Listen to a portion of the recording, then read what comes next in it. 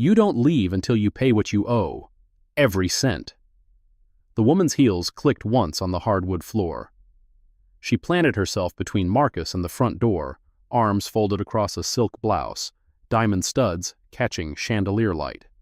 2 servers flanked her like bodyguards. Behind them, 36 diners had stopped eating. The bill in his hand read $387.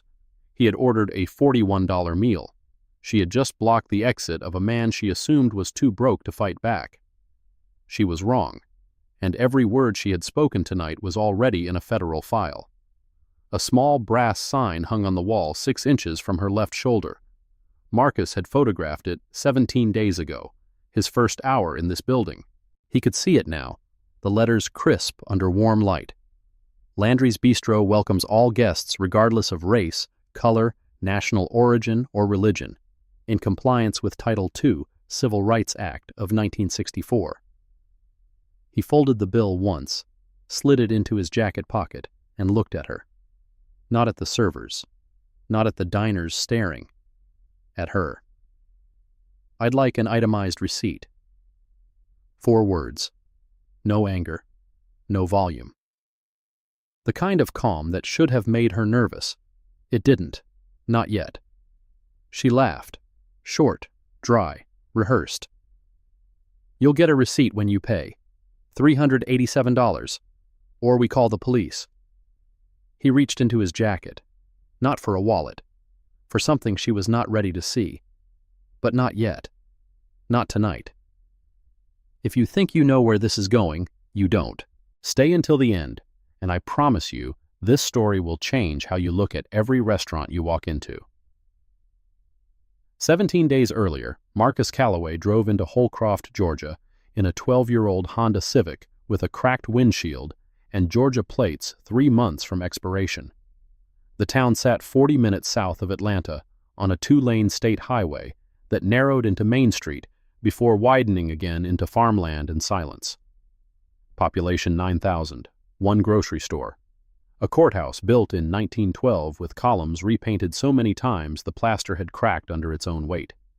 He checked into the Pinecrest Motor Lodge at 4:17 p.m. on a Tuesday. The clerk, a woman in her 60s with reading glasses on a beaded chain, looked at his hoodie, his sneakers, his duffel bag, and handed him a key to room 14 without asking for a credit card. Cash up front, $42 a night. Checkout by 11. The room smelled like bleach and carpet shampoo. Single bed, nightstand lamp with a crooked shade, a television bolted to the dresser. He set his duffel on the floor, unzipped it, and began unpacking with an exactness that belonged nowhere near a $42 motel. T-shirts folded into rectangles the same width as his palm, stacked by color. Socks rolled into tight cylinders, each pair identical in compression. A leather shaving kit positioned at the right edge of the bathroom sink, exactly 1 inch from the faucet base. Toothbrush parallel to the mirror, razor at a 45-degree angle, and a notebook, black cover, unlined pages, the spine unbent, placed on the nightstand with its edge aligned to the table's corner. He opened it, wrote the date at the top of the first page in small mechanical letters. Below it, the temperature, 81 degrees. Below that, 3 words he underlined once. Count everything. Trust nothing. Then he showered, changed into a clean flannel shirt that still looked like it came from a thrift store, and drove to Main Street. Landry's Bistro occupied a corner lot between a real estate office and a florist that had been closed for 2 years. Red brick facade, brass door handles, a green awning with the name in gold cursive. Inside, the air was cool, the lighting amber, the tables dressed in white linen with fresh flowers in glass vases.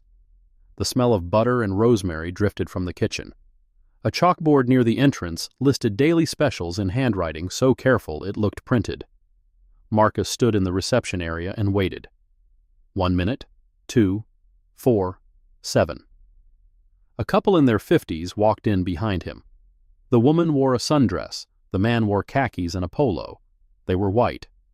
A hostess appeared within seconds, blonde, early 20s, name tag reading Jenna, and greeted them with a smile that showed teeth. "Good evening, right this way." She guided them to a window table with a view of Main Street, pulled out the chair for the woman, handed menus to both, poured water from a glass pitcher without being asked, then returned to the reception area, looked at Marcus. Her eyes started at his sneakers, scuffed, off-brand, a fraying lace retied twice, traveled up his jeans, paused on his flannel shirt, and settled somewhere around his chin. Not his eyes. His chin. As if making eye contact would constitute acknowledgement she was not prepared to offer. 11 minutes. He counted every one. "The patio's that way." She gestured toward a side door without looking at it. "Might be more comfortable for you." Marcus followed the gesture. Through the door, 4 plastic tables on a concrete slab next to a dumpster enclosure. No linen, no flowers, no other diners. A wasp circled a puddle of dried sweet tea near the railing. He turned back to Jenna. "I'll take a table inside." Something shifted behind her eyes. Annoyance, or the discomfort of a script being interrupted. She picked up a single menu, not 2, 1, and walked him to a 2-top beside the kitchen swing door. Every time a server pushed through, the door blasted the table with noise and heat and the clatter of dishes being stacked. Marcus sat down, opened the menu, then opened his notebook and wrote, the time, 5:22 p.m., Jenna's name, table number 9, the word patio in quotation marks, and the number 11, circled. Minutes waited before acknowledgement. His handwriting was small, even, perfectly horizontal without the help of lines. Every letter the same height, every word spaced with mechanical precision, the handwriting of someone trained to produce documents that would be read under magnification by people who had never met him. He ordered the pan-seared trout. $23. A glass of water. The food arrived in 14 minutes. Well seasoned, properly cooked. He ate slowly, watched the room. 14 occupied tables, all white patrons in the main dining room. He was the only black face not wearing an apron. The bill came to $23 plus tax. Correct. He paid cash, left a $5 tip for Jenna, walked out. In the parking lot, he sat in his car for 11 minutes, transferring observations into the notebook. Table assignments, server rotations, entry time versus seating time versus service time. A floor plan sketched from memory with every table numbered and every occupied seat marked. He came back the next day. Lunch. This time he was seated without a long wait, 3 minutes, but at the table directly beside the restroom corridor. The traffic of diners walking to and from the bathroom meant someone passed his elbow every 4 minutes. He counted. The menu arrived face down, as if it had been thrown rather than placed. His water came without ice despite ordering it with ice. When he asked a passing server, not Jenna, a different young woman whose name tag read Ashley, if he could get ice, she looked at him like he had asked for champagne. "We're out of ice."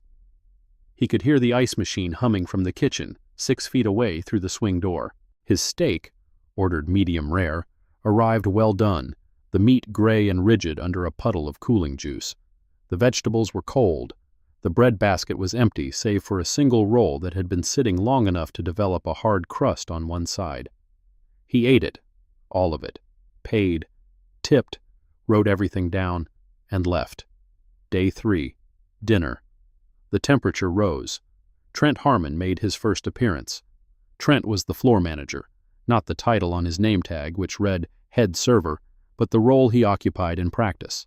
6'2", 220 pounds, shoulders straining the seams of his black dress shirt. Military crew cut, thick wrists, hands built for work heavier than carrying plates. 6 years in the Army before Margot hired him, and he moved through the restaurant with the territorial alertness of someone who still believed every room was a perimeter and every stranger was a potential threat level to be assessed and neutralized. Marcus noticed him the moment he entered. Trent stood 12 feet from table 9 for the entire meal, not serving, not managing, just standing with his arms crossed and his weight forward on his toes, watching Marcus the way a guard watches a door. 15 minutes into the meal, Marcus reached for the salt shaker. Trent took a step forward. One step. The motion was casual, fluid, and absolutely deliberate, a response to a black man's hand moving in his peripheral vision, processed through instincts that could not distinguish between a salt shaker and something else. Marcus noticed the step, made a note, continued eating. 20 minutes in, a server brought water to the table next to Marcus, a white couple in their 40s celebrating an anniversary. The server smiled, refilled their glasses unprompted, asked about dessert, then walked past Marcus's table without acknowledging he existed. His water glass had been empty for 8 minutes. He flagged down a busboy. The busboy, 17, maybe 18, nervous, glanced at Trent before approaching. Trent gave a barely perceptible nod. The busboy brought water, spilling some on the tablecloth, and retreated without a word. Marcus wrote down the interaction. The glance, the nod, the hierarchy visible in a single exchange between a teenager and the man who controlled the floor. At the 40-minute mark, Margot Landry walked through the dining room. Early 40s, auburn hair styled into a controlled wave, a strand of pearls resting against a white collar. She owned the restaurant, the building, and, from 3 days of quiet library research, a significant portion of Main Street's commercial real estate. She stopped beside Jenna, leaned close, and spoke in a voice pitched for privacy, but loud enough for Marcus to catch every syllable from 8 feet away. Keep an eye on table 9. Not keep an eye on the food, eye on the, not check if he needs anything. Keep an eye, as if he were merchandise drifting toward the exit. Jenna's eyes flicked to Marcus, then back to Margot. A small nod, understood. Marcus finished his meal, paid correct amount, $27 plus tax, left a $4 tip, stood to leave. Trent was suddenly at the door, not blocking it, standing beside it with his hand resting on the frame, his body angled to create a channel narrow enough that Marcus would have to pass within 6 inches of him to exit. His chest was out. His chin was lifted, the posture of a man claiming territory without officially declaring it. Marcus walked through the channel. As he passed, Trent shifted his weight, a micro-movement, a shoulder rolling forward, and their arms made contact, not a bump, not a shove, just enough pressure to make the point physical. You leave through me. Marcus did not flinch, did not speed up, did not acknowledge the contact. He walked through the door, down the 3 front steps, and into the parking lot at the same steady pace he had maintained since entering. Behind him, he heard Trent say something to Jenna. Low, amused, the tone of a man recounting a small victory. In the parking lot, Marcus sat behind the wheel and stared at the restaurant's front window for 90 seconds. Through the glass, he could see Trent resuming his post near the bar, Margot refilling a wine glass, the dining room returning to its rhythm as if nothing had happened, as if table 9 were just another table and the man who sat there were just another customer who didn't quite fit in. He opened the notebook, wrote for 22 minutes, 3 meals, 3 days, 11 pages. The word at the bottom of the last page, underlined twice. Pattern.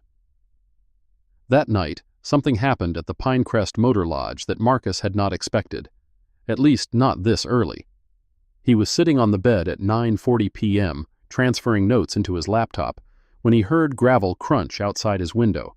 Not the sound of a car pulling into the lot, the sound of boots. Heavy, deliberate, the rhythm of someone who wanted to be heard. A knock on the door. 3 raps, hard enough to rattle the chain lock. Marcus closed the laptop, set it inside the duffel bag, zipped the bag, then walked to the door and looked through the peephole. Trent Harmon stood under the yellow porch light, wearing a denim jacket over his black work shirt. His truck, a lifted F250 with a Holcroft Volunteer Fire Department sticker on the rear window, was parked across 2 spaces with its headlights on, engine idling. He was alone, but his right hand was curled into a fist at his side, and his posture was the posture of a man who had not come to talk. Marcus did not open the door. "I know you're in there," Trent's voice carried through the thin wood. "I can see the light." Silence. "You think you're smart? Coming to our restaurant day after day, making trouble, writing your little notes? A pause. The sound of knuckles cracking. People who cause problems in this town find out real quick that problems come back around. Marcus stood 2 feet from the door. His phone was on the nightstand. His hand did not move toward it. I'm going to say this one time. Trent's voice dropped. Not to a whisper, but to the register men use when they want their words to feel like weight. Stay away from Landry's. Stay away from Margot. And if I see that notebook again, I'll put it somewhere you'll need a surgeon to get it back. Silence from inside the room. Silence from outside. Then the crunch of boots retreating across gravel. The truck door opening and slamming.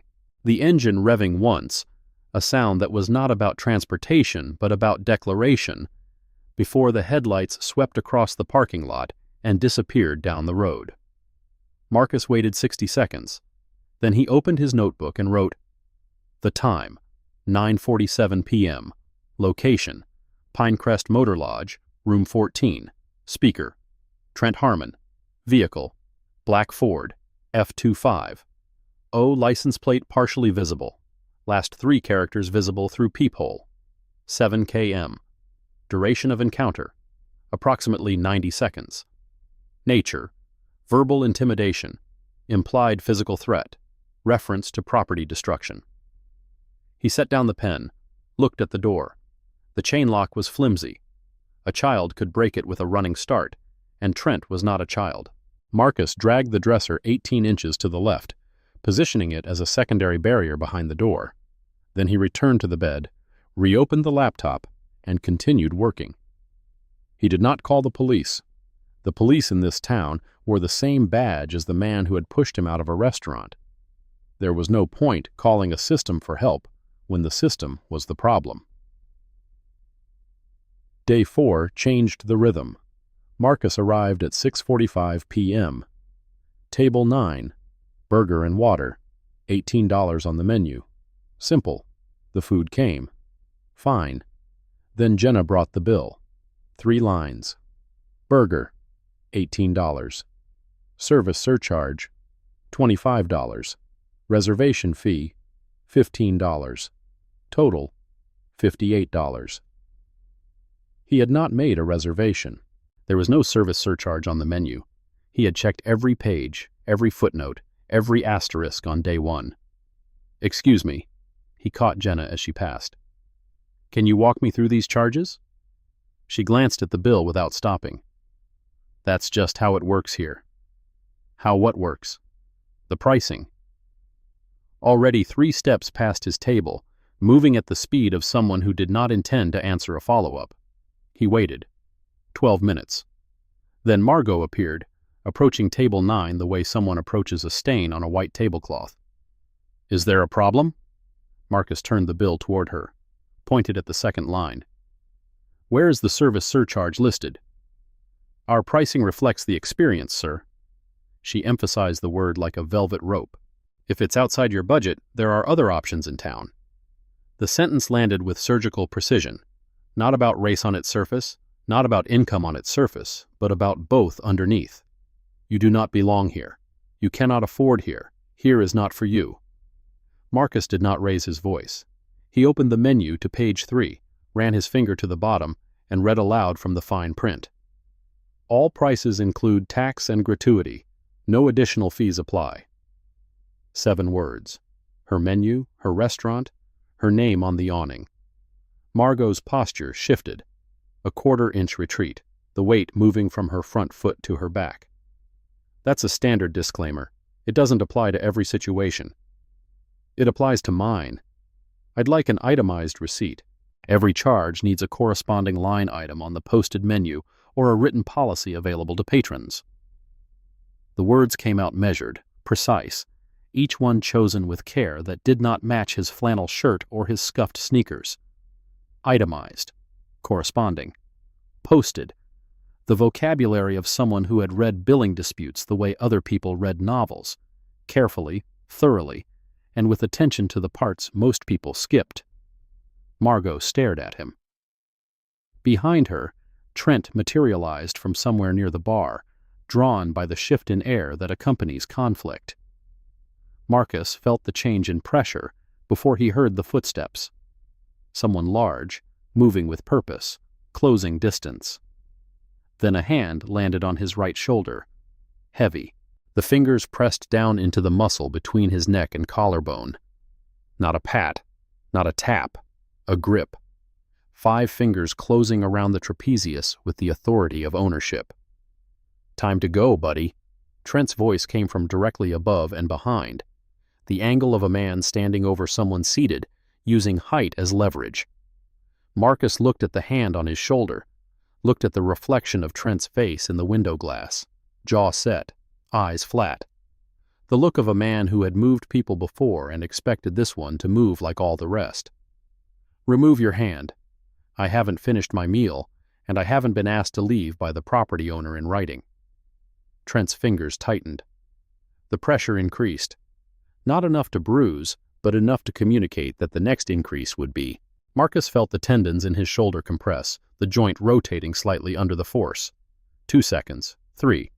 Then Trent released, stepped back, not far, 18 inches, close enough to re-engage in a single motion. The surrender was temporary, and both of them knew it. Marcus turned back to his burger, picked it up, took a bite, chewed slowly. The entire restaurant had gone silent. Forks suspended, conversations killed, 30-some pairs of eyes locked on the black man who had refused to leave, and the white man who had just gripped his shoulder like a handle. He finished the burger, set down the napkin, placed $18.37 on the table, exact amount plus tax, calculated to the penny, added a $5 tip. The tip was never about Jenna. It was about the record. He stood, buttoned his jacket, and walked past Trent without eye contact. At the door, he stopped, pulled out his notebook, spoke as he wrote, clearly at a volume that carried to the nearest 4 tables. 7:14 p.m. Physical contact, right shoulder, uninvited. Duration approximately 4 seconds. Initiated by floor manager Trent Harmon. No trespass warning issued. No charges stated. Then he left. Day 6. Marcus returned. The landscape had shifted. He felt it the moment he walked through the door. Jenna's smile vanishing before it formed. Trent stepping out from behind the host stand like a checkpoint guard. 2 servers exchanging a glance that said the same thing without words. He's back. But someone new sat at the VIP window table. Early 60s, silver hair combed back, navy blazer over a pink dress shirt that cost more than Marcus's car payment. He occupied the chair with the ease of a man who owned it, the table, and the opinions of everyone in the room.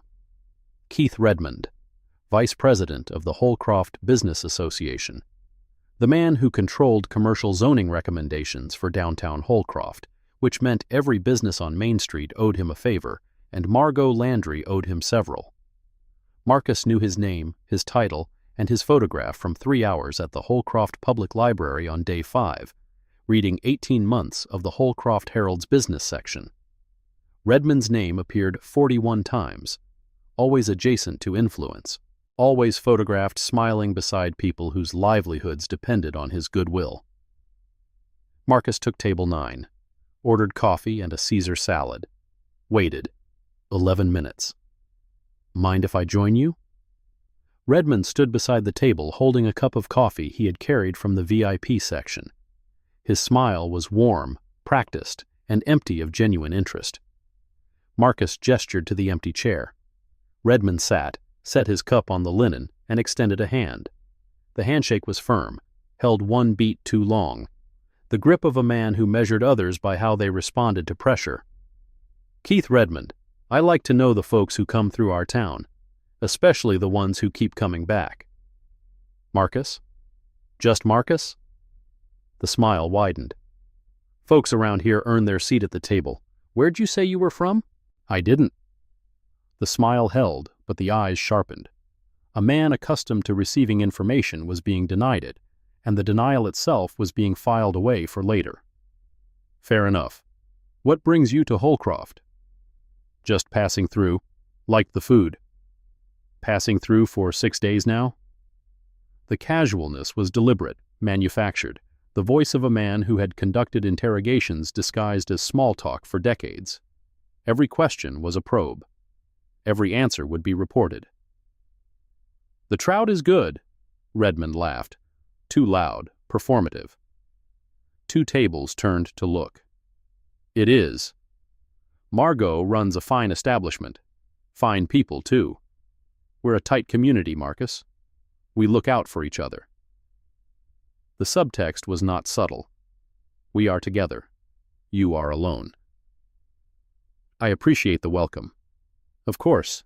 Redmond leaned back, studied Marcus for 3 more seconds, then stood.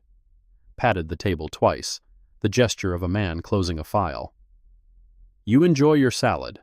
I'm sure we'll be seeing each other." He walked to the VIP table, sat down, pulled out his phone, started typing. The text was sent before his coffee cooled. When Marcus's salad arrived, the tables on either side of him were empty. Not because diners had left, they had been moved. A server had approached each table with a quiet word and a gesture toward the other side of the room.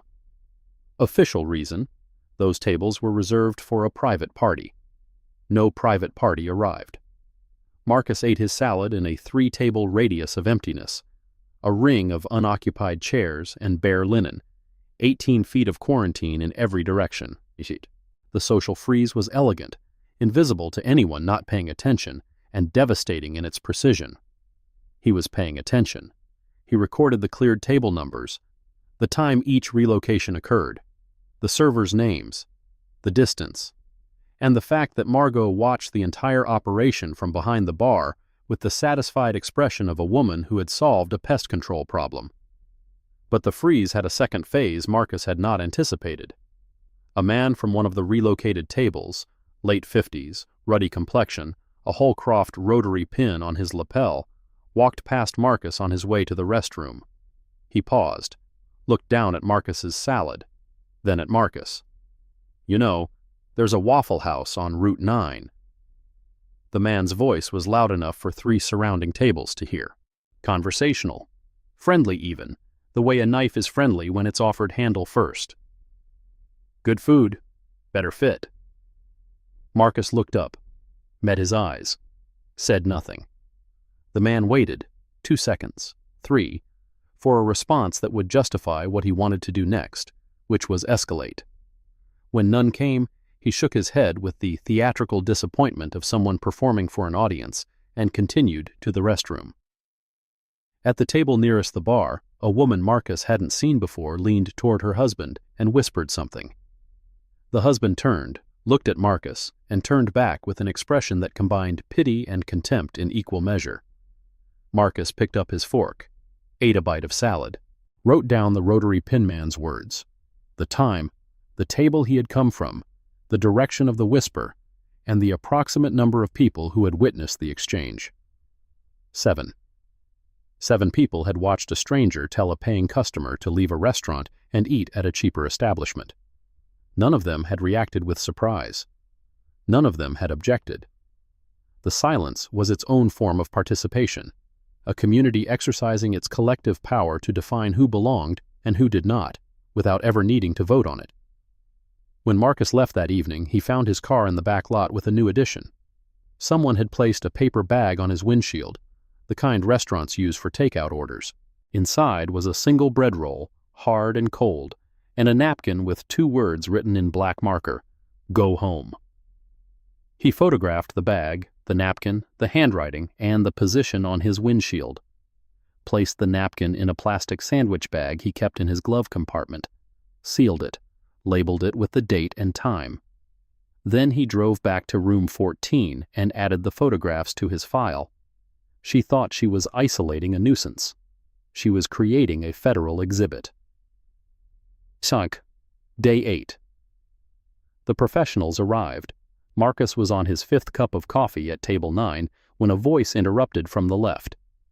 "Heard there's been some misunderstandings about your billing." Boyd Sutter stood beside the table with one hand in his trouser pocket.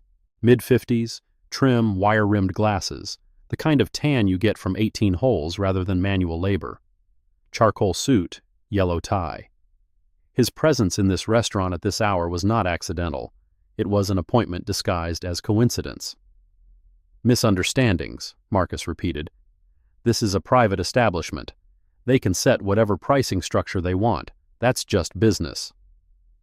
Sutter's voice had the smooth authority of a man who delivered legal opinions in rooms where no one challenged them. Marcus looked at him, then asked one question. Is that your legal opinion as a private citizen, or as Holcroft's city attorney? Sutter blinked. Once, the involuntary reaction of a man who had walked into a room expecting to manage a stranger and discovered the stranger already knew his name, his title, and the ethical conflict those created in this context. I'm here as a friend of Margot's. You're here in a restaurant where a billing dispute has occurred, offering a legal opinion that benefits the business owner, while serving as the city's chief legal officer.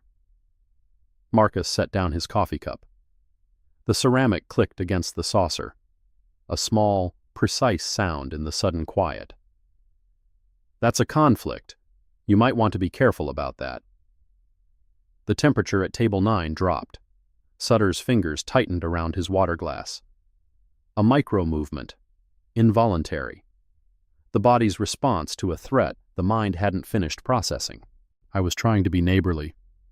Noted. Sutter stared at Marcus for 4 seconds, then manufactured a smile and walked away, not to a table, but straight to the back office. Through the frosted glass, Marcus saw 2 silhouettes facing each other, one gesticulating, one still. He opened his notebook, drew a line connecting 3 names: Landry, Redmond, Sutter. Above the line, a single word: coordinated. Below it, another word: escalating. He paid for his coffee and salad, stood to leave. This time, it was not Trent who intercepted him. Margot was waiting by the front door, holding it open with one hand, the gesture of a hostess showing a guest out, except the smile was missing and her body blocked 2/3 of the exit. I want to be clear about something. Her voice was low, controlled, the voice of a woman accustomed to having difficult conversations while maintaining plausible deniability. You're not being discriminated against. You're being asked to respect the atmosphere of my establishment. I've respected your atmosphere at every meal. I've ordered from the menu, paid my bill, tipped your staff, and left without incident. Without incident? Her eyebrows rose. You argued with my floor manager. You questioned my pricing in front of other guests. You refused to leave when asked. I questioned a $25 surcharge that doesn't exist on your menu, and I was never asked to leave by you or any authorized representative in accordance with. Don't lecture me about my own restaurant. So, her voice hardened, just a degree, just enough to replace the professional veneer with something raw underneath. I've been running this establishment for 11 years. I know what my rights are. Marcus looked at her, at the brass sign on the wall behind her, at the commitment to welcome all guests that hung 6 inches from the shoulder of a woman who was trying to push one out.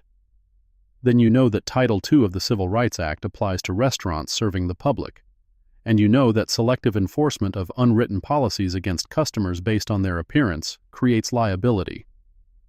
He didn't say it like a threat, he said it like a fact.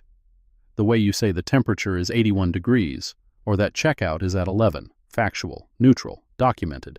Margot's jaw tightened. For a moment, 3 seconds, maybe 4, she looked at Marcus the way someone looks at a locked door when they realize the key they've been carrying doesn't fit. Confused, frustrated, and, underneath both of those, afraid. Then, the professional mask snapped back into place. Have a good evening. She stepped aside. He walked through. In the parking lot, his hands were shaking, not from fear, from the effort of maintaining composure under sustained pressure for 90 minutes. He sat in the car, gripped the steering wheel, and let the tremor run its course. 30 seconds. 45. Then it stopped, and he picked up the notebook. He wrote for 20 minutes. Every word Margot had said, Every word he had said. The position of her body relative to the door. The change in her tone at the 42nd mark of the conversation. The 3-second pause where something behind her eyes had shifted from confidence to uncertainty. Then he added a note at the bottom of the page. Day 8. Subject Landry made direct verbal contact, acknowledged awareness of billing dispute, did not issue trespass warning despite stated desire for complainant to leave. Subject aware of potential liability, demonstrated through avoidance of explicit discriminatory language. Pattern of conduct remains implicit, coordinated, and escalating.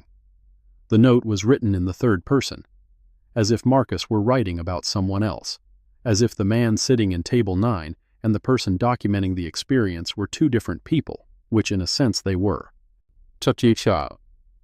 This is just the beginning. If you're invested in Marcus's story and want to know what he's really doing in Holcroft, make sure to like this video and subscribe, because the reveal is going to change everything. Day 10. The line moved. Marcus arrived at 6:15 p.m. The door was open. The hostess stand was empty.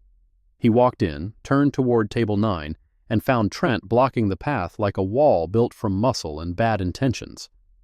"You're not welcome here anymore. Margot's orders."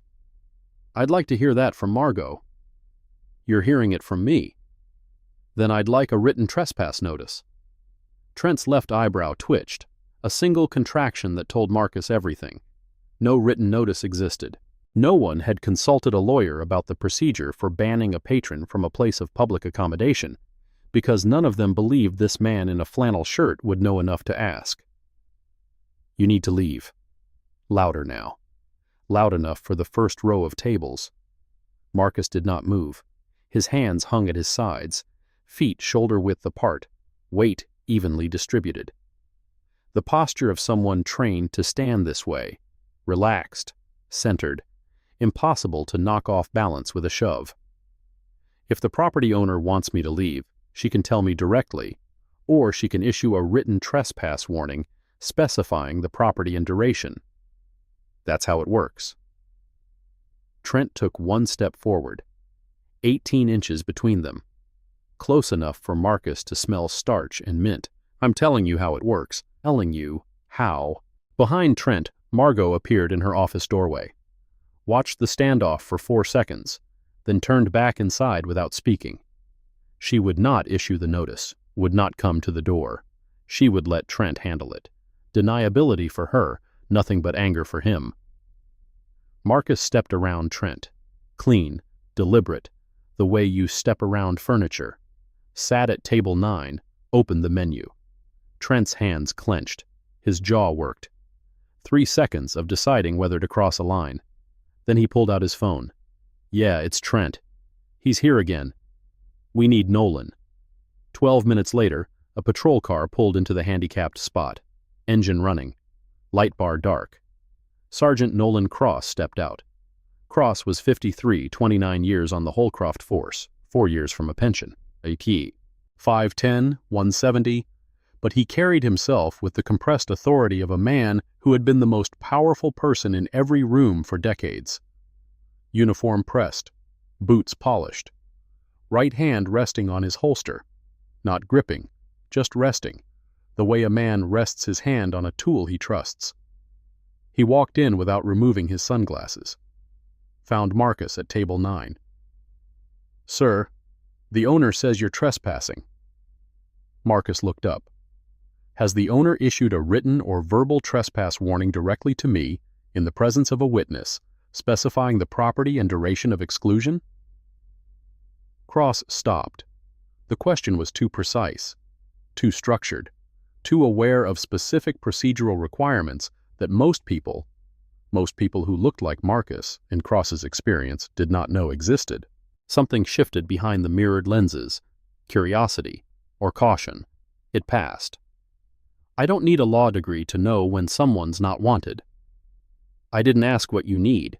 I asked what the law requires." Cross leaned down, close enough for Marcus to see his own reflection in the glasses. "I don't know who you think you are, but in this town, When I say leave, you leave." He put his hand flat on Marcus's upper back, between the shoulder blades, and pushed, not enough to knock him from the chair, enough to make the message physical. Marcus stood. The alternative was escalation, and escalation was not in the plan, not yet. Cross walked him to the door with his palm still pressing between the shoulder blades, guiding him the way you guide something you want out of your house. Every step documented. By Marcus's memory, by the security camera above the register, and by Cross's body camera, which had been recording since he exited the patrol car. The walk from table 9 to the front door was 42 feet. Marcus counted every step. 12 of them, each one accompanied by the pressure of Cross's hand. Not pushing hard enough to constitute force, but pressing hard enough to make the act of walking feel less like a choice and more like compliance. At the host stand, Jenna was refilling the flower vase. She looked up as they passed, Marcus being escorted by a uniformed officer through a restaurant full of white diners who had stopped pretending not to watch. For 1/2 of 1 second, something crossed her face that was not satisfaction or relief or the smugness Marcus had come to expect from the staff at Landry's Bistro. It was discomfort, the specific discomfort of someone who knows, somewhere beneath the job and the tips and the expectation of loyalty, that what they are witnessing is wrong. The moment passed. Jenna looked down, continued filling the vase. At the door, Marcus stopped, turned, read the badge number from Cross's nameplate, slowly, clearly, the way someone reads a serial number into a recording device. 7:22 p.m. Sergeant Cross, badge 4417. Escorted from premises without written trespass notice. No charges stated. Physical contact initiated by officer. Right hand, upper back, sustained pressure approximately 11 seconds. He set it at a volume that carried to 6 tables. A man near the window set down his fork. A woman at the bar turned on her stool. Cross heard every word and said nothing, but his hand dropped from Marcus's back as if the contact had suddenly become radioactive. Marcus walked to his car, started the engine, pulled out of the lot.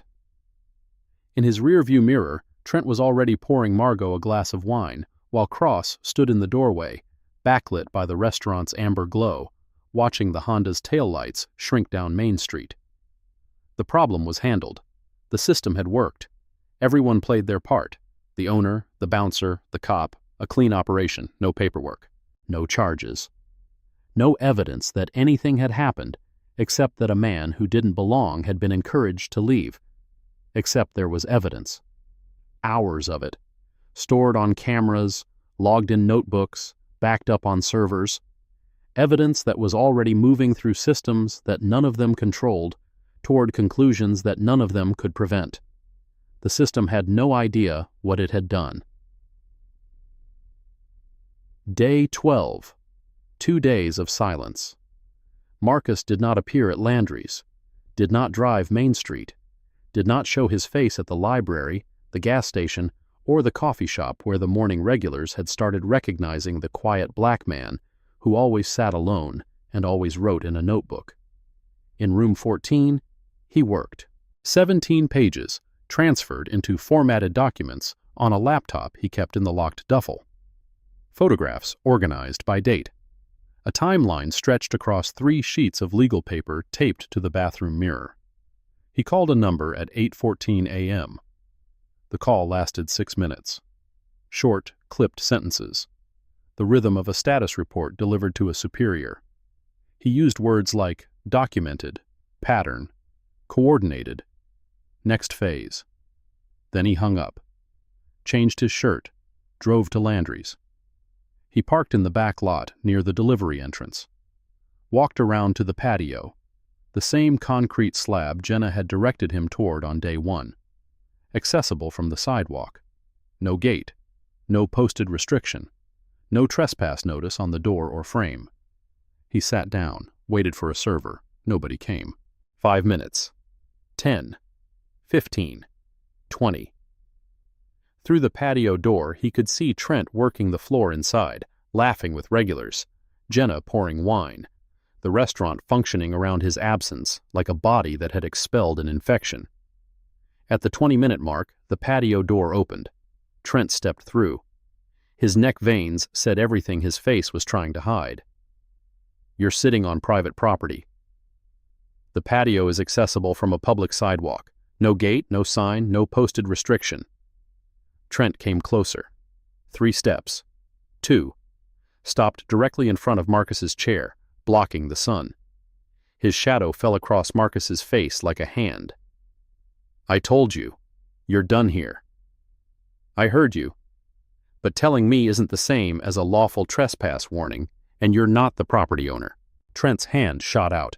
He grabbed Marcus's left wrist, hard, the grip of a man who knew how to control a body, and yanked upward. The chair scraped concrete. Marcus's water glass toppled. His notebook darkened with spreading liquid. For 1 second, Marcus was standing with his arm locked, his shoulder torqued at an angle that would become painful in 2 more seconds. Then he moved. His right hand came over, not to strike, to rotate. He turned his wrist inward toward Trent's thumb, found the weak point of the grip, and broke free with a motion so clean and efficient that Trent's fingers closed on empty air. The escape was quick, technical, practiced, the product of training that had nothing to do with bar fights or street confrontations. Marcus stepped back. 1 step. Hands came up to chest height, palms open, fingers spread. The universal posture of non-aggression. The stance of someone who had been taught precisely how to end confrontations without starting them. Trent stared at his empty hand, then at Marcus. The escape had been too fast, too controlled. Something was wrong with the picture, and Trent could feel it even if he could not name it. "Don't touch me again." 3 words. Level. Final. Trent did not hear finality. He heard challenge. He lunged, right hand reaching for Marcus's collar. Marcus sidestepped, smooth, centered, weight shifting from right foot to left in a pivot that years of training had burned into muscle memory. Trent's momentum carried him into the table. Plastic buckled. 2 chairs went over. A water pitcher shattered on concrete, sending glass and water across the patio floor. Trent hit 1 knee, caught himself, stood up with his shirt wet and his face crimson, breathing hard. Fists clenched. Inside, faces pressed against the patio glass. Someone held up a phone, recording. Marcus stood 6 feet away, hands still open, feet still balanced. He had not thrown a punch, a kick, or anything that could be classified as offensive contact. He had moved, that was all. But the way he moved, the economy, the training, the absolute refusal to panic, told a story Trent was too angry to read. Trent came again. 3rd time. A wide, looping grab aimed at Marcus's throat. Marcus ducked under the arm, stepped to the outside, and placed one open hand on Trent's back as the bigger man stumbled past. A redirect, not a strike, using Trent's own momentum to send him 2 steps further than he intended. Trent crashed into the patio railing. The metal groaned under his weight. He caught himself with both hands on the rail, knuckles whitening, breath ragged. When he spun around, his face had changed. The professional anger was gone, replaced by something older and uglier. Humiliation. The specific humiliation of a man built like a weapon discovering he could not land a single blow on someone 40 pounds lighter. He picked up one of the overturned plastic chairs and held it between them like a battering ram. "Put it down." Marcus's voice did not change. Same pitch, same volume, same devastating calm. "There are 16 people watching through that glass, and at least 2 of them are recording on their phones. Put the chair down." Trent looked at the glass door, at the faces pressed against it, at the phones held up with screens facing outward, recording. He looked at the chair in his hands, at Marcus, at the patio floor littered with broken glass and overturned furniture, evidence of a fight that, from every angle any camera could capture, showed only one person attacking and one person standing still. He put the chair down. Marcus lowered his hands, slowly, deliberately, keeping his palms visible until they were at his sides. The 2 men stood 8 feet apart on a patio that looked like a bar fight had rolled through it, except that only one of them was breathing hard, only one of them was sweating, and only one of them had glass shards on his shirt. Inside the restaurant, A woman at a front table was already on her phone, speaking fast and quiet.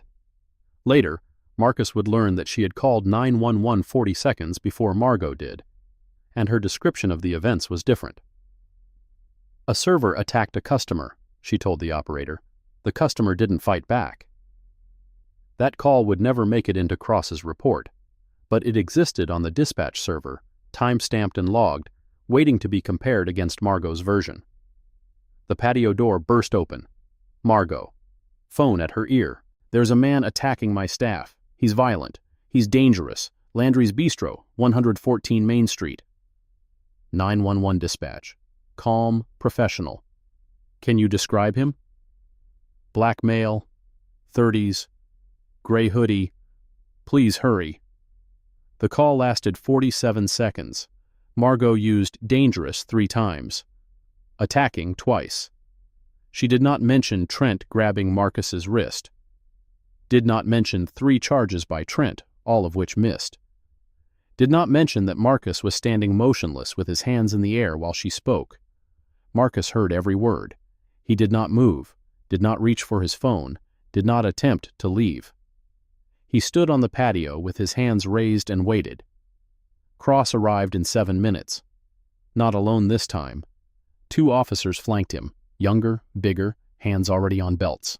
Light bar on, siren off. The message was clear. Cross walked onto the patio. Overturned chairs, broken glass, Trent's wet shirt, Marcus's raised hands. On the ground, now! Marcus lowered himself, knees first, then stomach, concrete cold and wet beneath him, hands behind his head, fingers interlocked, breathing steady. One of the younger officers patted him down with the thoroughness of someone looking for something rather than checking for safety. Wallet, keys, phone, notebook. Each item placed on the table like tagged evidence. Cross cuffed him, metal clicking twice, tight, tighter, biting into the skin above his wrists. You're being detained on suspicion of assault and criminal trespass. I haven't assaulted anyone. Your body camera is recording, and so is the security camera above the patio door. Cross glanced up. He had not noticed the camera. Mounted on the brick wall, angled to cover the patio, its red light blinking every 3 seconds. Trent hadn't noticed it either. Margot, who had installed it, had apparently forgotten it existed in the rush of her 911 call. Cross looked at Trent. What happened? Trent straightened his wet shirt. He attacked me, threw me into the table. I did not make contact with him at any point. Marcus spoke from the ground, cheek against wet concrete. He grabbed my wrist. I freed myself. He charged 3 times. He missed 3 times. The camera will confirm every second. Shut up, Cross said.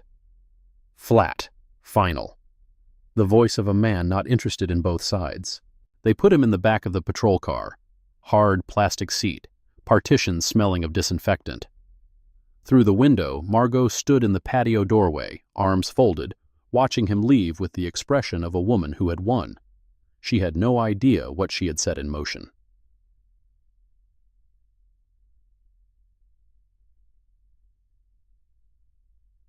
The Holcroft Police Department occupied half a single-story brick building on Elm Street, sharing a wall with the county clerk's office. 3 holding cells, all empty, fluorescent lights buzzing at a frequency designed to prevent sleep. Cell 2. 47 minutes alone. Then Cross walked him to the interview room. Miranda rights from a laminated card. Slow, deliberate, each phrase weighted with routine. You have the right to remain silent. Anything you say can and will be used against you in a court of law. You have the right to an attorney. If you cannot afford one, one will be appointed. Do you understand? I understand. Do you want to waive these rights and talk to me? No. Cross leaned back, chair creaking, body camera green light steady.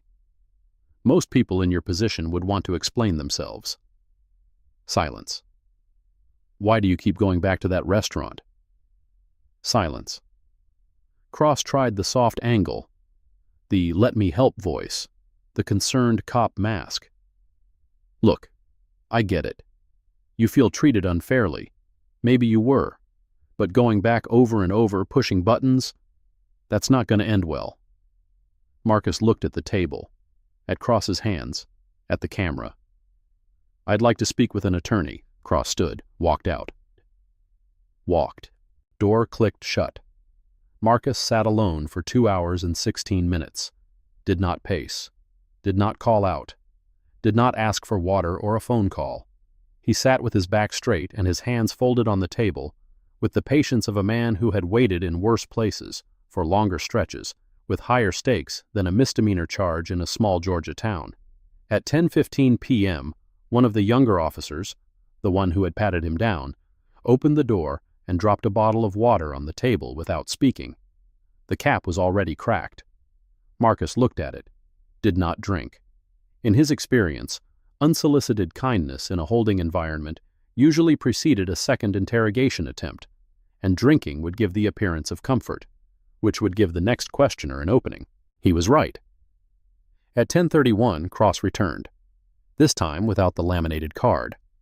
This time with a folder. Thin, manila, the kind that held a few sheets of paper and a lot of implication. Interesting thing about you, Marcus. Cross sat down across from him and opened the folder. Inside, a printout of Marcus's driver's license photo, a list of his previous addresses, 3 in the last 2 years, and a note that read, "No criminal record, no outstanding warrants."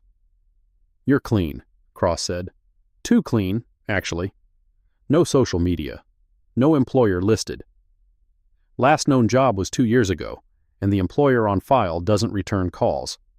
You've been living in motels for the past 4 months across 3 states. Georgia, Alabama, South Carolina." Marcus said nothing. That's not the profile of a guy who likes the trout at Landry's. That's the profile of someone running from something, or running toward something. Cross leaned forward. "Which is it?" Silence. "Here's what I think." Cross closed the folder, folded his hands on top of it. "I think you're a grifter. I think you go to nice restaurants, cause problems, get yourself thrown out, and then threaten to sue. I've seen your type before. The billing complaint, the trespass argument, the I know my rights routine, it's a playbook. And you're running it on Margot because she's got money and you think she'll settle." Marcus looked at the body camera, then at Cross. "I've invoked my right to counsel. This conversation should not be continuing." Cross's face tightened. He stood, chair scraping the floor, the sound sharp in the small room, and walked to the door. Stopped. "You know what your problem is? You think because you can quote statutes and read fine print, you're smarter than everyone in this room." He turned halfway. "You're not. You're just louder. And in my experience, loud people eventually go quiet, one way or another." The door closed. Marcus sat in the silence that followed and counted his breaths. In through the nose, 4 counts. Out through the mouth, 6 counts. A technique he had learned long before Holcroft, in rooms where the stakes were measured in years rather than hours, where the consequences of losing composure were permanent rather than temporary. He looked at the water bottle, picked it up, drank half of it, set it back down. He was not a grifter. He was not running from anything. And he was not louder than anyone in the room. He was quieter. That was the point. At 11:42 p.m., Cross returned. DA's office reviewed the complaint. Not filing charges tonight. You're free to go pending further investigation. Marcus collected his property. Wallet, keys, phone, notebook. Pages water-damaged, ink blurred in spots, still legible. Signed the receipt. Walked out. The Georgia night was warm and thick with the smell of cut grass and coming rain. The parking lot was empty except for 2 patrol cars and a brown sedan that had not been there when he arrived. A woman stood beside the sedan. Late 60s, silver hair cropped short, dark blazer over a simple blouse. She carried herself the way someone does after decades of being listened to, not because she demanded it, but because she had earned it in rooms where attention was not given freely.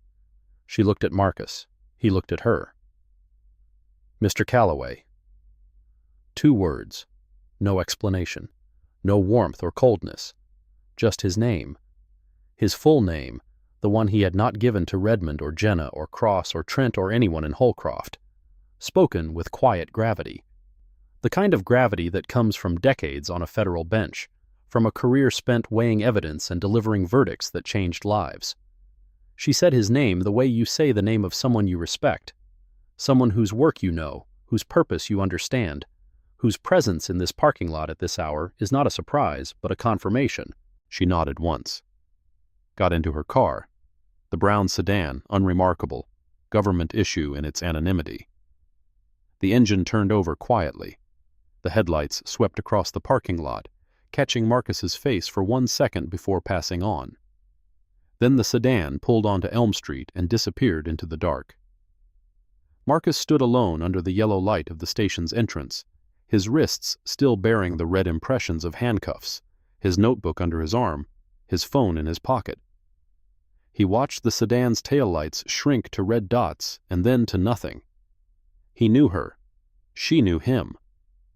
And the 12-word exchange, Mr. Calloway, followed by silence, contained more information than every conversation he had had in Holcroft combined. Inside the station, Cross was standing just behind the glass door, holding a cup of coffee that had gone cold an hour ago. He had seen everything. Not the words. The door was closed, and the distance was too great. But the body language. A woman in a blazer. A woman who carried herself with the unmistakable bearing of someone who had spent a career being addressed as Your Honor, had driven to the Holcroft police station at midnight, stood in the parking lot, and greeted the man Cross had just arrested with the kind of respect that Cross's own mother had never received from anyone in town. He tried to place her face. Something about it nagged at him. A photograph in the courthouse hallway, maybe, or a news segment from years ago. Federal Courts, Atlanta. A name he should know but couldn't retrieve because his mind was still processing the impossible geometry of the scene. A homeless-looking man in a flannel shirt being greeted like a colleague by a woman who radiated judicial authority, the way a furnace radiates heat. Cross sipped cold coffee and felt, for the first time in 29 years on the force, the sensation of having made a mistake he could not yet name. The sensation was small, a tightening in the chest, a dryness in the throat, but it was there, and it would not go away. He pulled out his phone, typed a text to Margot. He's out. DA didn't file. Something feels off about this one. Call me in the morning. He sent it, then stood at the glass door for another 30 seconds, staring at the empty parking lot where the brown sedan had been, trying to remember where he had seen that woman's face before. He would remember in 5 days. When the letter arrived. What Cross did not know, what none of them knew, was that by the time Marcus walked out of the Holcroft Police Department, the evidence had already been moving through channels that existed far above their jurisdiction. 3 things happened while Marcus sat in cell 2. First, Cross's body camera footage uploaded automatically to the department's cloud server at 9:28 p.m. Case number HC-2024-0892. Standard procedure. What was not standard was the federal evidence preservation flag attached to the metadata, placed by a system administrator who did not work for Holcroft, whose authority came from an office building in Washington, D.C. The footage captured Cross arriving at Landry's, stepping out, speaking into his radio. On scene. Got our frequent flyer again. Dispatch. Copy. Same individual from previous calls. Yeah. The one Margot keeps calling about. Let's just get him out this time. Frequent flyer. Get him out. The language of a man who had decided the outcome before seeing the evidence. Bias documented in real time, in the officer's own voice, on the officer's own camera, uploaded to the officer's own server. Second, an email, sent 4 days before the arrest. Marcus had not seen it, but it existed on a server that had already been mirrored by a forensic analyst 300 miles away. From K. Redmond to M. Landry. Date, October 7th. Subject, problem customer. Margot. I've spoken to Boyd. If he comes back again, we document theft of services. I have the paperwork ready. Just need your signature and a witness statement from Trent. We make this clean, and it goes away. Keith. 4 days before Marcus was accused of assault, 3 of Holcroft's most prominent citizens had agreed on a plan to frame him for theft. The assault charge was improvised. Trent's temper accelerated the timeline, but the strategy had been in place since before Marcus sat down for his 8th meal. Third, a records request under Georgia's Open Records Act, filed 14 days before Marcus arrived. The records arrived on day 11, 47 pages. Marcus had read them that morning in room 14. 11 calls to Holcroft PD from Landry's Bistro in 14 months. 9 involved black or brown patrons. 7 resulted in removal or arrest. 0 involved white patrons. 11 calls. 9 targeting people of color. 0 targeting anyone who looked like Margot, Redmond, or Sutter. Not subtle, not ambiguous, not coincidence. The numbers told a story that no individual incident could tell alone. 1 call, maybe a misunderstanding. 2 calls, possibly a pattern. 3, suspicious. But 11 calls in 14 months, with 9 targeting the same demographic and 0 targeting anyone else? That was not coincidence. That was policy, unwritten, unofficial, enforced through phone calls to dispatch and nods between servers, and the quiet understanding that certain people were welcome and certain people were not. Marcus had read each of the 47 pages twice. He highlighted the entries that showed repeat callers. Margot's name appeared on 7 of the 11 calls. He cross-referenced the responding officers. Cross or his unit had responded to 9 of them. He noted the outcomes: 7 removals or arrests, all of black or brown patrons. 2 calls with no action taken, both involving Hispanic patrons who left voluntarily before officers arrived. And he noted one more detail that the records revealed only to someone who knew what to look for. In 4 of the 7 arrests, the charges were later dropped by the DA's office. Dropped without explanation, without notation, without any record of why the probable cause that justified the arrest evaporated before reaching a courtroom. 4 arrests. 4 dismissed cases. 4 people who spent hours or days in custody for crimes that the district attorney's office apparently did not believe had occurred.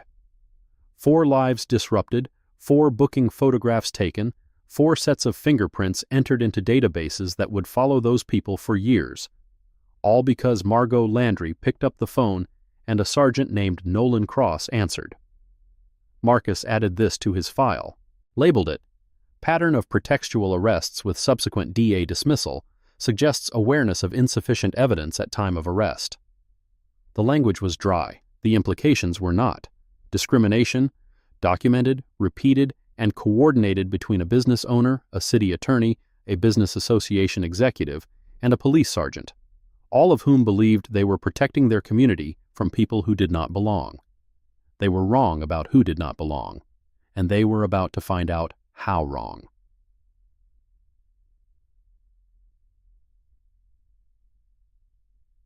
If this story has you on the edge of your seat, hit subscribe now, because in Part 2, you'll find out exactly who Marcus Callaway is, why the Department of Justice knows his name, and what happens when every receipt he collected lands on the desks of people who can actually do something about it.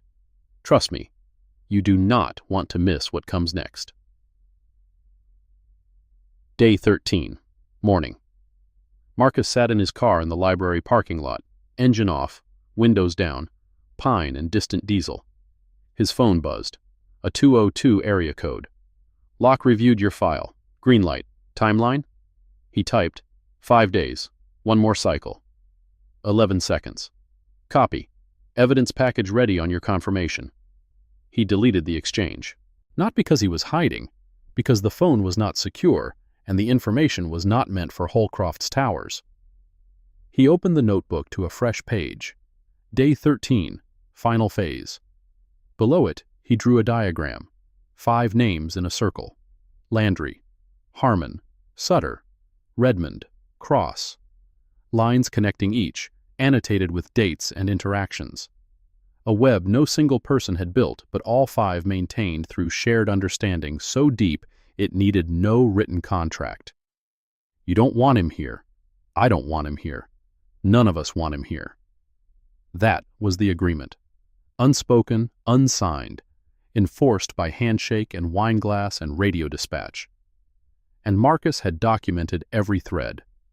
He drove back to room 14, uploaded 17 files to a secure server using encryption that would take a civilian machine 11 years to crack. Changed his shirt, checked his reflection. The same face, the same stubble, the same unremarkable man nobody would look at twice. Drove to Landry's bistro for what he intended to be his final meal. He did not make it through the door. Trent was waiting outside, not inside, on the sidewalk, feet apart, arms at his sides, blocking the entrance with his body. Walk away. Marcus stopped 3 feet from him. I'm a customer. The restaurant is open. You're not a customer. You're a problem. And problems get solved in this town. Through the window, Margot was on the phone. Cross's patrol car sat across the street, engine running. Redmond's silver BMW in the lot beside Margot's white Lexus. The entire team. Assembled. Waiting. Marcus reached into his jacket pocket. Trent tensed. Shoulders up, weight shifting forward. The instinct of a man who expected the worst from someone he had decided was dangerous. Marcus pulled out a folded piece of paper. Held it up. This is a copy of my receipts from 9 meals at this establishment. Every charge, every surcharge, every discrepancy. I paid for every meal I ate here. Trent didn't look at it. I don't care about your receipts. You should, because every person who touched those receipts, who added charges that don't exist, who called police on a paying customer, who put hands on someone who never raised a fist, every one of them created a record. And records don't disappear. For 2 seconds, something moved across Trent's face. Not fear, the shadow of it. The leading edge of a realization that the ground beneath him was less solid than he believed. Then it passed. Trent stepped forward and shoved Marcus in the chest with both palms. Hard, not a punch, but enough force to send him stumbling backward. His heel caught the curb. He went down on one knee. Hands caught the sidewalk. The skin of his right palm scraped across concrete, a thin line of blood rising across the heel of his hand. The receipt paper scattered onto the asphalt, pages separating in the breeze. From across the street, Cross watched through his windshield. Did nothing. Marcus pushed himself to his feet. His knee throbbed where it had struck the curb. His palm was bleeding. Not badly, but enough to leave a red smear on the sidewalk where his hand had braced his fall. He did not step back, did not retreat. He stood 3 feet from Trent and looked at him the way you look at something you've been studying for a long time, not with anger, not with fear, but with the clinical detachment of someone adding a final data point to a complete set. Trent read the look wrong. He read it as defiance. He closed the distance in 1 step, grabbed the front of Marcus's jacket with his left hand, and pulled him forward until their faces were 8 inches apart. His right fist was cocked at his hip, not swinging yet, just ready, held in reserve like a weapon being displayed. You don't get it, do you? His breath was hot, smelling of coffee and adrenaline. This isn't your town, this isn't your restaurant, and those... He looked at the scattered receipts on the sidewalk. Aren't going to save you. Marcus did not try to break the grip. He looked down at Trent's left hand, fisted in his jacket fabric, then looked at the patrol car across the street, then back at Trent. Your hand is on me, his camera is on you, and the security camera on the roof of this building, Marcus glanced upward without moving his head, just his eyes, has been recording since you walked outside. Trent's fingers loosened, not because he suddenly respected Marcus's rights, because the word camera did what reason could not. It introduced consequences. He released Marcus's jacket with a shove, pushing him back a step, then turned and walked inside without looking back. Margot appeared in the doorway, nodding once, the nod of a queen whose knight had performed as instructed. But her eyes went to the ceiling for half a second, to the camera Marcus had mentioned, and something tightened in her expression, a question she had not thought to ask until now. Marcus gathered the scattered receipt pages from the sidewalk. His palm left a pink smear on the white paper, blood mixing with ink, evidence compounding evidence. He folded the pages carefully, placed them in his jacket pocket, and walked to his car. In the rearview mirror, Cross's patrol car fell in behind him, following, watching, making sure the problem left. The problem was not leaving. The problem had a 202 area code on speed dial and a secure server with 17 uploaded files and a superior named Adrian Locke, who was, at this exact moment, 300 miles away in an office with a view of the National Mall, reading a document titled Holcroft, G.A., Pattern or Practice Assessment, Preliminary Findings, with a yellow highlighter in one hand and a phone in the other. And in 5 days, when a letter bearing the seal of the United States Department of Justice arrived at Landry's Bistro, at the city attorney's office, at Cross's desk, and at Keith Redmond's home. When that letter was opened, and the words pattern or practice appeared in bold above a case number Marcus had been building for 22 months across 6 cities and 3 states. Every person who had touched him, overcharged him, shoved him, arrested him, and tried to erase him would understand what they should have understood the moment he sat down at table 9. He was never just a customer. He was never passing through. And every single thing they did, every word, every fraudulent charge, every shove, every 911 call, every email, every coordinated plan, every hand on his shoulder, every grab of his wrist, every fist in his jacket, all of it was already in the file. Cross's body camera recorded everything. Margot's own security cameras, the ones she forgot about when anger replaced caution, recorded everything. Trent's motel visit at 9:47 p.m. on day 3, captured by the Pinecrest Motor Lodge's parking lot camera that neither Trent nor Margot knew existed, recorded everything. And Marcus Calloway, whose notebook contained 247 entries across 31 pages, each dated, timed, sourced, and cross-referenced with the precision of someone who had been doing exactly this work in exactly these kinds of towns for longer than anyone in Holcroft could imagine, recorded everything else. They thought they were getting rid of a nuisance. They had been building a federal case against themselves. Brick by brick, shove by shove, surcharge by surcharge. But the letter had not arrived yet. The reveal had not happened. The dominoes stood in a line stretching from room 14 at the Pinecrest Motor Lodge to a conference room in Washington where Adrian Locke was picking up the phone, dialing a number she had dialed 11 times in the past month, and saying 4 words that would set the final phase in motion. Green light on Holcroft. 5 days. The clock was running. And nobody in Holcroft, not Margot in her silk blouse, not Trent in his black shirt, not Cross behind his mirrored sunglasses, not Redmond with his silver hair and his zoning recommendations, not Sutter with his yellow tie and his conflicts of interest. None of them could hear it. Yet. The waitress ignored the poor man, then discovered who he was. Part 2. 5 days passed. Holcroft exhaled. Marcus did not appear at Landry's Bistro, did not appear at the Pinecrest Motor Lodge.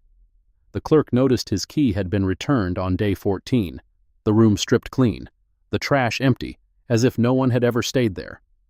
His Honda Civic was not spotted on Main Street, in the library lot, at the gas station, or anywhere else within the 9,000-person radius of Holcroft's daily surveillance, the kind of surveillance that happens not through cameras or algorithms, but through curtains and coffee shop windows, and the simple fact that in a small southern town, everyone knows when a stranger arrives, and everyone notices when that stranger disappears.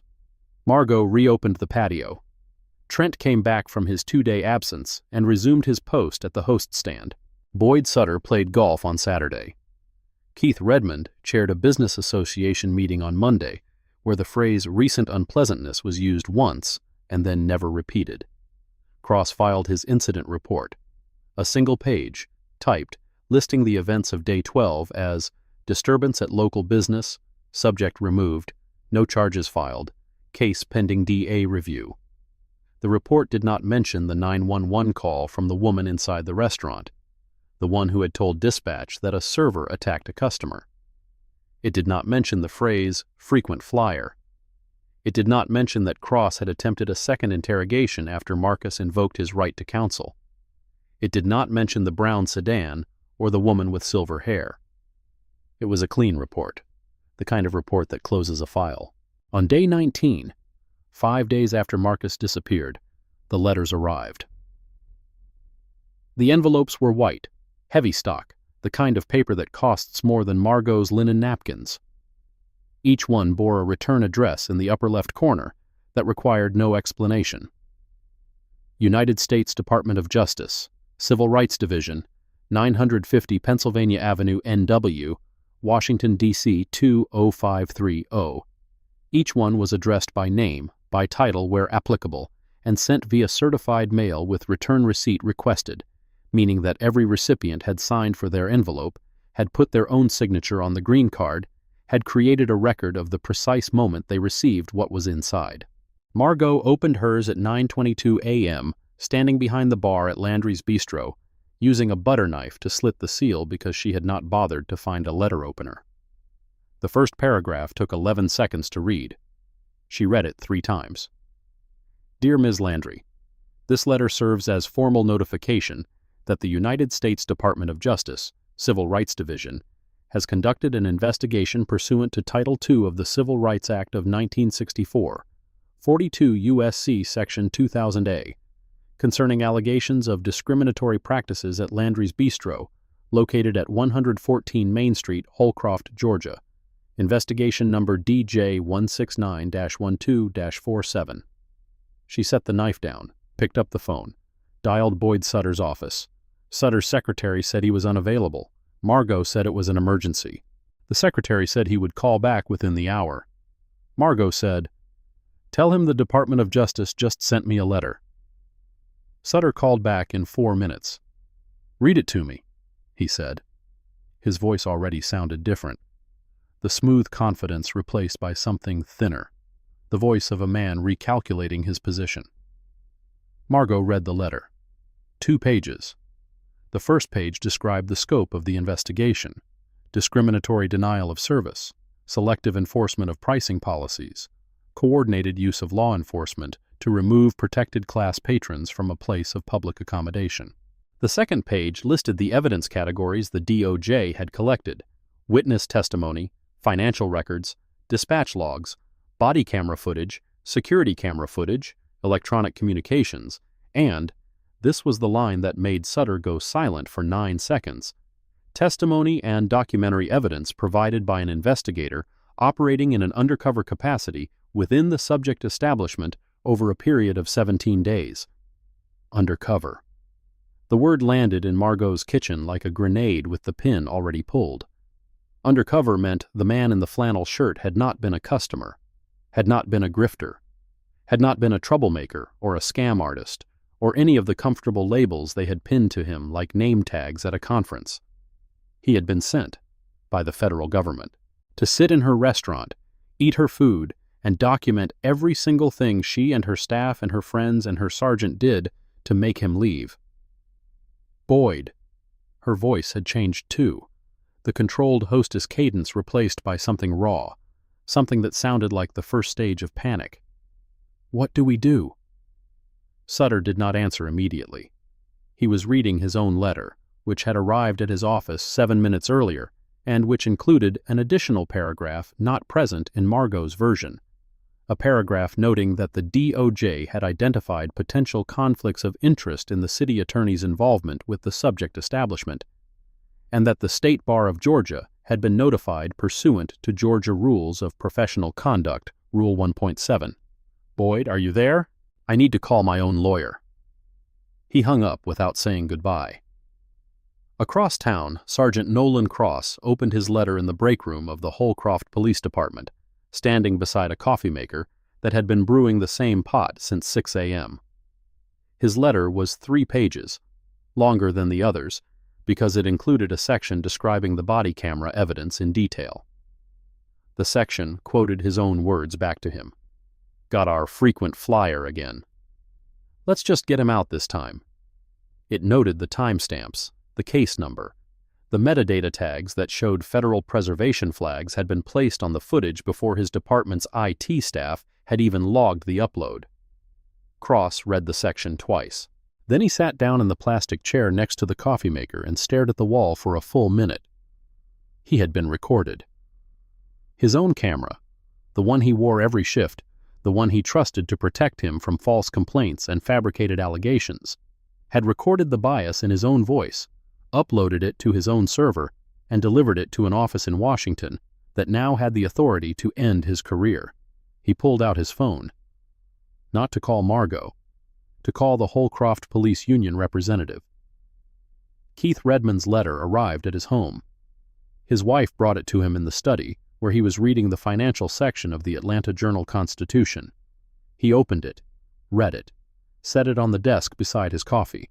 Then he went to his home office computer, opened his email, and attempted to delete every message he had sent to Margot Landry in the past 6 months.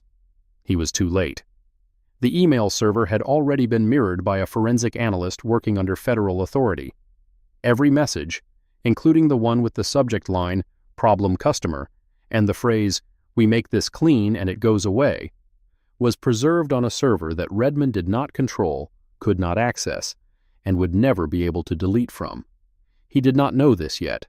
He would find out in 3 weeks when a DOJ attorney read his own words back to him in a room with no windows and a recording device on the table. If you've been waiting for the moment everything flips, this is it. But what happens next is even bigger than the reveal. Subscribe now so you don't miss the showdown that's about to tear this town apart. The man they had shoved, overcharged, arrested, and tried to erase had a name they already knew, Marcus Calloway, and a title they did not. Investigator, United States Department of Justice, Civil Rights Division. Not an attorney, not an agent, an investigator, the specific title given to the people who do the fieldwork that attorneys use to build federal cases. The people who go into the towns and the restaurants and the police departments and the housing offices and the school districts and sit quietly while the system does what the system does, documenting every step with the patience of someone who knows that the truth does not expire, and that evidence, properly gathered, speaks louder than any closing argument. Marcus Calloway had been doing this work for 4 years. Holcroft was his 6th assignment. Before Holcroft, a car dealership in Mobile that charged black customers 37% higher markups, a rental agency in Savannah that systematically denied applications from tenants with traditionally African-American names, a nightclub in Greenville that employed bouncers whose job was to maintain a look, meaning a racial ratio, at the door. Each investigation followed the same pattern. Arrive, blend in, document, endure, report, move on. The enduring was the hard part. Not because Marcus lacked composure. He had more composure than most people would develop in a lifetime. But because composure did not eliminate the experience. It contained it. The surcharges, the cold food, the patio next to the dumpster, the hand on his shoulder, the grab on his wrist, the shove that put him on his knee with blood on his palm. He felt all of it. Every insult landed. Every act of contempt registered. Every look that said, "You do not belong here," hit the same nerve it was designed to hit. The difference between Marcus and most people who experienced these things was not that he didn't feel them. It was that he had somewhere to put them. Every injury became an entry.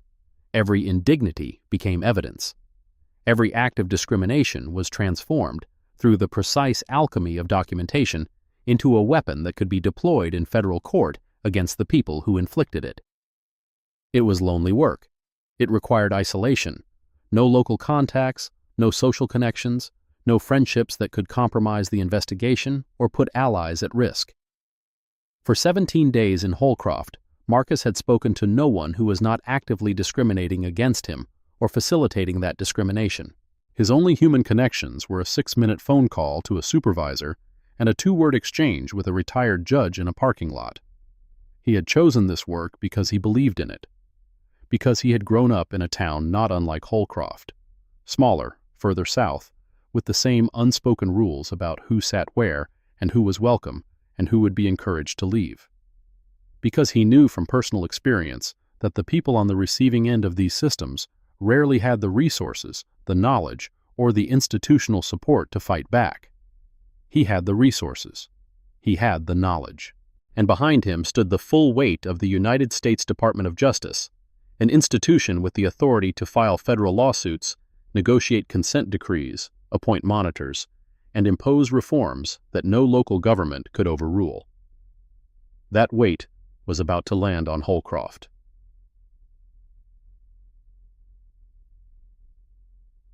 Three weeks after the letters arrived, the Holcroft City Council convened an emergency public session. The request came from the DOJ. Not a demand, technically, but a strong recommendation delivered through the kind of legal channels that made refusal impractical. The alternative was a federal lawsuit filed in the United States District Court for the Northern District of Georgia, which would be public, expensive, and guaranteed to make national news. The council chose the session. Better to look cooperative than to look defiant. The hearing room was on the second floor of the Holcroft Municipal Building, a space designed for 40 people that now held 112. Folding chairs lined the walls. Bodies filled the aisles. 2 local television cameras set up in the back corner, their operators jostling for angles. A reporter from the Atlanta Journal-Constitution sat in the front row with a recorder on her lap and a notebook open. 2 community organizers from Atlanta stood near the entrance, wearing T-shirts that read, "Accountability is not optional." City council members sat behind a raised wooden desk at the front. 5 seats, 5 microphones, 5 nameplates. Mayor Gloria Hewitt occupied the center chair, flanked by 2 members on each side. Hewitt was 58, a former school principal who had won her seat on a platform of community stability, a phrase that, depending on who used it, meant either responsible governance or maintaining the status quo. She called the session to order at 10 a.m. The room did not quiet quickly. There was too much energy, the charged electric tension of a community that had been told something was wrong with itself and was not sure whether to believe it. This is a public session of the Holcroft City Council. The purpose of this meeting is to receive a presentation from the United States Department of Justice, Civil Rights Division, regarding investigation number DJ169-12-47. She read from a prepared statement, her voice steady but tight. We have agreed to this session in a spirit of cooperation and transparency. We expect all attendees to maintain decorum. The DOJ sent 2 representatives. The lead was Adrienne Locke, Senior Counsel, Civil Rights Division, 16 years with the department, a record of 14 consent decree negotiations and 11 federal court victories. She was tall, thin, wore a dark blue suit and no jewelry except a watch, and carried a leather portfolio that contained 400 pages of evidence organized by category, date, and evidentiary weight. Marcus was not in the room. He was not required to be. His role was investigation, not presentation. He had provided testimony in a sealed deposition 10 days earlier, answered 4 hours of questions under oath, and submitted his notebook, all 31 pages, now digitized and authenticated, as Exhibit A. Locke stood at the podium, adjusted the microphone, looked at the council, looked at the gallery, looked at the cameras. Then she began. Members of the council, citizens of Holcroft, my name is Adrienne Locke. I'm Senior Counsel with the Civil Rights Division of the United States Department of Justice. I'm here today to present the findings of a 22-month investigation into discriminatory practices affecting public accommodations in your city. She opened the portfolio. Investigation DJ169-12-47 was initiated in response to a pattern of complaints received by our office from individuals who reported being denied equal service, subjected to discriminatory pricing, and removed from commercial establishments in Holcroft by local law enforcement based on their race or national origin. She paused. Let the sentence settle. Our investigation focused on Landry's Bistro, located at 114 Main Street, and on the response of the Holcroft Police Department to calls originating from that establishment. What we found constitutes a pattern or practice of discrimination in violation of Title II of the Civil Rights Act of 1964. The room shifted. A murmur ran through the gallery, not surprise exactly, but the sound of something suspected being confirmed. Mayor Hewitt's expression did not change, but her right hand gripped the edge of the desk. Locke continued. Methodical, thorough, building the case the way Marcus had built his notebook, one documented fact at a time, each one stacked on the last, creating a structure that could not be dismissed as anecdotal or exaggerated. Our findings are based on the following evidence categories. She listed them. 17 documented incidents over 22 months involving discriminatory treatment of patrons of color at Landry's Bistro. Computer-aided dispatch logs showing disproportionate police response to calls involving non-white patrons.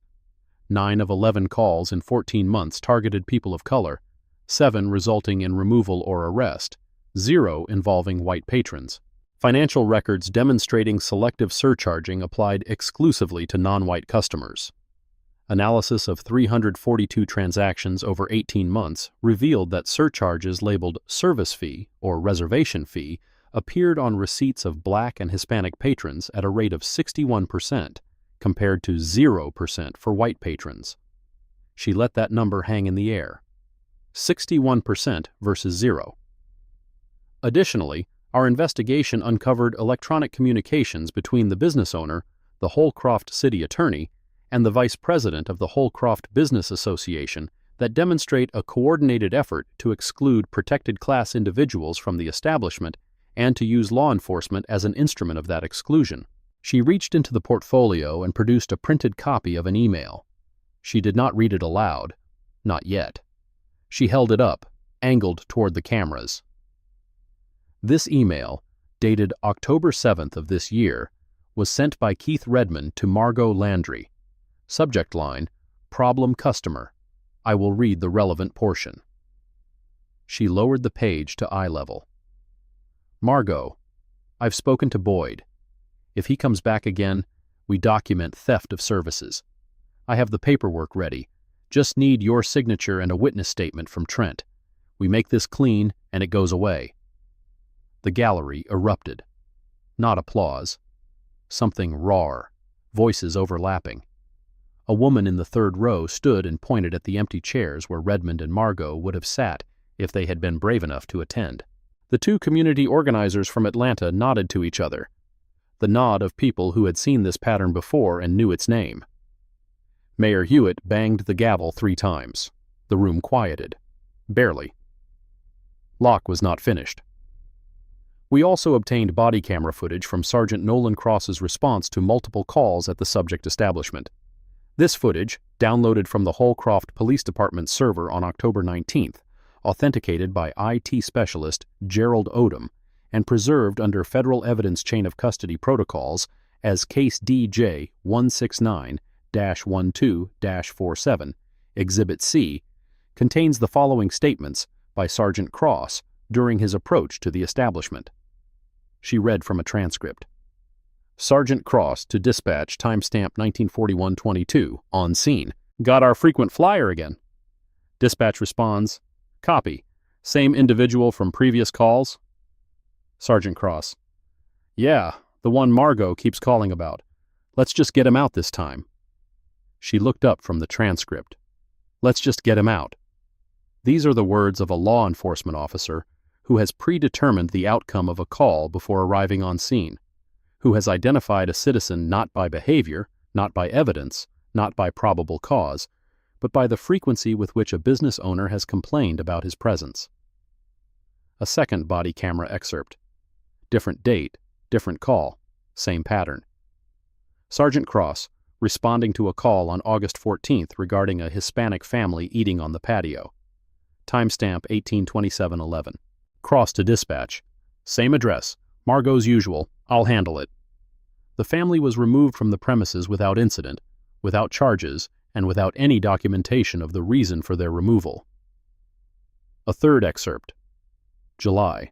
A black man in his 20s, eating alone. Cross's words. Another one. Tell Margot I'll swing by after my break. 3 dates, 3 patrons of color, 3 removals. One common thread: a sergeant who referred to racial profiling calls from a restaurant as routine, who used the business owner's first name like a colleague, who treated the removal of paying customers as a favor rather than a law enforcement action. Locke closed the portfolio. The Department of Justice is prepared to negotiate a consent decree with the city of Holcroft, addressing both the private establishment's discriminatory practices and the police department's pattern of discriminatory enforcement. The alternative is litigation in the United States District Court for the Northern District of Georgia. We prefer cooperation, but we are fully prepared for either path. She sat down. The room held its breath for 3 seconds, then released it all at once. Council members asked questions. Some were genuine. What would a consent decree require? How long would federal oversight last? What changes were being recommended? Some were political. Veiled attempts to minimize the findings, to reframe 17 incidents as isolated misunderstandings, to suggest that the DOJ had overreached into a local matter. Locke answered every question with the same measured calm Marcus had displayed at Table 9. Facts, dates, statute numbers. The evidence was not a matter of interpretation, it was a matter of documentation. One council member, Frank Paulson, the eldest, a man who had served on the council for 19 years and who had built his political identity on the phrase, "Holcroft takes care of its own," leaned into his microphone. "Ms. Locke, I have to ask. You sent an investigator into our community under false pretenses. He sat in a private business, provoked confrontations, and then used those confrontations as evidence. How is that different from entrapment?" Locke did not blink. "Councilman Paulson, our investigator did not provoke any confrontation. He entered a public accommodation, ordered meals from the menu, and paid for every one. The confrontations, the physical assaults, the fraudulent surcharges, the coordinated plans to frame him for theft of services, the 911 call that described a victim of assault as an attacker, those were initiated by the respondents. Our investigator's role was to be present and to document. The respondents' role was to demonstrate, through their own voluntary actions, whether they would treat a black customer the same way they treated a white one." She paused. "They did not." Paulson leaned back. He had no follow-up. Boyd Sutter was not present. His personal attorney, a criminal defense lawyer from Atlanta named Diane Ogilvy, who had been retained the morning the letters arrived, had advised him not to attend. Ogilvy submitted a written statement on Sutter's behalf that read, in its entirety, "Mr. Sutter denies any wrongdoing and reserves all rights. He will cooperate fully with any investigation by the appropriate authorities." Margot was not present either. Her attorney submitted no statement. Trent Harmon had filed a medical leave request 3 days after the letters arrived. His doctor cited acute stress disorder. His union representative filed a workers' compensation claim. Cross was placed on paid administrative leave the day before the hearing. Standard protocol, not punishment, technically, but removal from active duty pending the outcome of an internal affairs investigation triggered by the DOJ's findings. Redmond had resigned from the Holcroft Business Association 4 days after the letter arrived. He issued a statement through his personal attorney calling the DOJ investigation politically motivated and the evidence taken out of context. He did not specify which context would make the email about framing a customer for theft of services look acceptable. The council voted 4-1, Paulson dissenting, to enter negotiations for a consent decree with the Department of Justice. The decree, once finalized, would require mandatory body camera usage for all Holcroft police officers during public interactions, quarterly reporting of all calls related to commercial establishments, disaggregated by the race of the subject, appointment of a federal monitor for 18 months to oversee implementation, and mandatory anti-discrimination training for all businesses holding city permits. The vote took 6 minutes. The implementation would take years, if it happened at all. 6 weeks later, the dust had not settled. It had merely rearranged itself. The consent decree was signed. 14 pages of requirements, timelines, benchmarks, and enforcement mechanisms. A federal monitor, a retired judge from the Middle District of Georgia named Constance Yarbrough, the same woman who had stood in the parking lot of the Holcroft Police Department and said 2 words to Marcus that told Cross everything and nothing, was appointed to oversee compliance. Holcroft PD issued a press release announcing enhanced community engagement protocols and renewed commitment to equitable policing. The press release was 3 paragraphs long and contained the word reform 4 times without specifying a single concrete change beyond the body camera mandate, which had been a DOJ requirement, not a department initiative. Cross returned to active duty after 3 weeks of paid leave. His internal affairs investigation concluded with a finding of procedural deficiencies.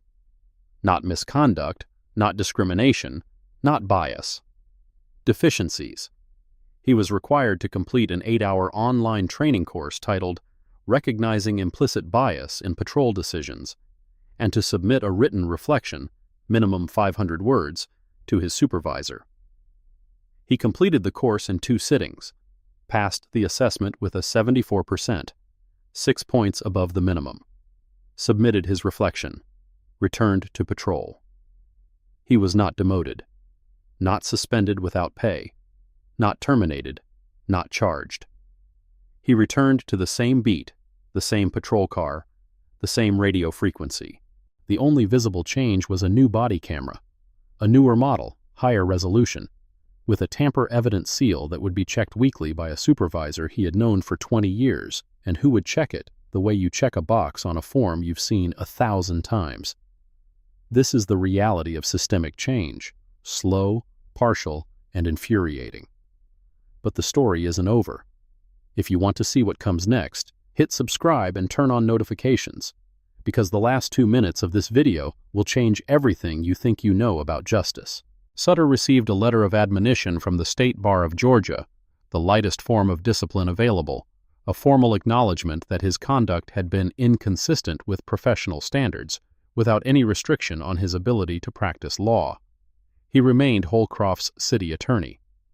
The city council voted 3-2 to retain him, citing institutional knowledge and the need for continuity during a period of transition.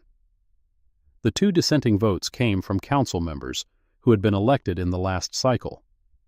They did not have the seniority to force a different outcome. They had only the ability to register their objection, which they did, and which was recorded in the minutes, and which would be forgotten by the next meeting. Redmond was not prosecuted.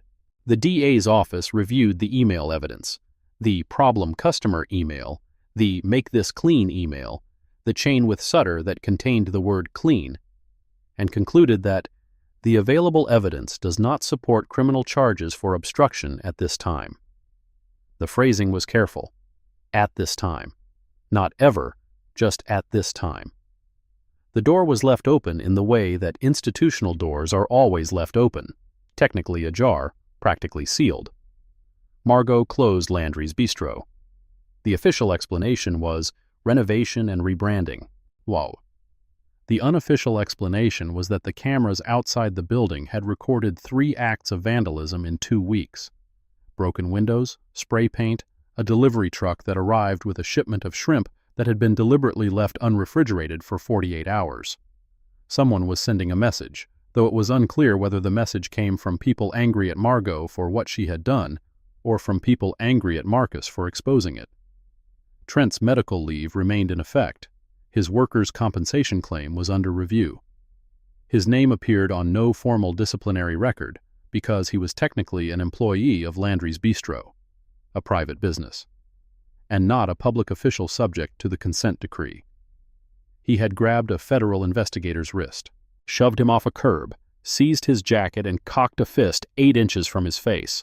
None of these actions would result in criminal charges because the DA's office determined that Marcus's decision not to file a personal complaint within the statutory window, he had been conducting an undercover investigation and could not break cover to file, meant that the state could not pursue the matter without a complaining witness. The system had a way of finding cracks, and people had a way of slipping through them. On the morning 6 weeks after the hearing, Marcus Calloway packed his bag in a motel room 90 miles from Holcroft. Different town, different room. Same duffel bag, same laptop in its false bottom compartment, same notebook. A new one now, the Holcroft notebook sealed in an evidence bag in a federal storage facility in Atlanta. He sat on the edge of the bed and read an email on his phone. From A. Locke, DOJ-CRD, to M. Calloway, DOJ-CRD. Date, November 23rd. Subject, Holcroft, final status. Marcus, consent decree executed, monitor in place. Compliance reporting begins January. Cross back on duty. IA closed with deficiencies finding. Sutter retained by city. Redmond, no charges. Landry's closed indefinitely, no formal action. Harmon, no charges, medical leave ongoing. He read it twice, then scrolled down. On a personal note, your work on this investigation was exemplary. 17 days of sustained undercover contact in hostile conditions. 400 pages of documentation. 0 procedural errors. The evidence package was the strongest I've presented in 3 years. The outcome is imperfect. They always are. But the consent decree creates a framework for accountability that did not exist before you sat down at that table. That matters. Your next assignment is ready when you are. File is attached. Take the weekend. Marcus closed the email. Did not open the attachment. Not yet. He stood up, walked to the window, and looked at the parking lot of a motel that looked exactly like every other motel he had stayed in for the past 4 years. Different town names on the signs, same fluorescent lights, same parking lots, same rooms with the same crooked lampshades and the same smell of bleach. His phone buzzed. A text from an unknown number. Local area code, Holcroft's area code. He opened it. Mr. Calloway, this is Jenna Cole. I got your number from the public case file. I know you probably don't want to hear from anyone at Landry's, but I have something you should see. He stared at the text for 15 seconds, then typed, "What is it?" The reply came in 40 seconds. The server schedule, 4 months of table assignments. Margot wrote them herself. Every single time a black customer came in, she assigned them to table 9, the patio, or the table by the restroom. Every time. I have the original binder, her handwriting. Marcus sat back down on the bed. The server schedule, the physical document showing that Margot had personally directed the segregation of her dining room in her own hand for 4 months, was evidence he had suspected existed but had not been able to obtain during his investigation. He had documented the pattern of seating discrimination from the customer's side, but the schedule would show it from the inside, the operational directive that made the pattern policy. He typed, "Why are you sending this now?" 90 seconds of silence. Then, "Because I watched them do it for a year and I didn't say anything. I served the cold food. I pointed people to the patio. I looked the other way when Trent put his hands on people. I'm not going to do that anymore." Marcus looked at the text, then at his duffel bag, packed and ready by the door, then back at the phone. He typed, "Can you meet in person?" "Yes. Bring the binder. Don't make copies. Don't tell anyone you're coming." "I won't." He set the phone down, picked up the new notebook, blank, unlined, the spine unbent, opened it to the first page, wrote the date. Below it, 2 words. Holcroft, supplemental. Then he sat on the bed and waited. There was one more thing, one detail that Marcus had not shared with Adrian Locke, had not included in his deposition, had not entered into the evidence file, because he did not yet understand what it meant. During the server mirror of Landry's Bistro's security system, a forensic copy performed by DOJ technicians under federal warrant 3 days after the letters were sent, 214 hours of footage had been recovered and cataloged.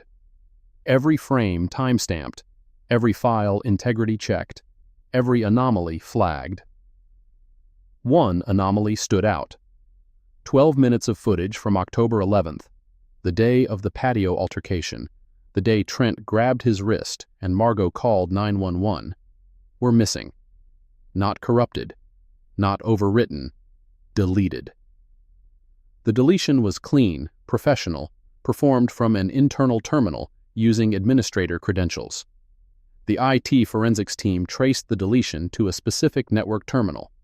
The terminal's IP address resolved to the Holcroft Municipal Building.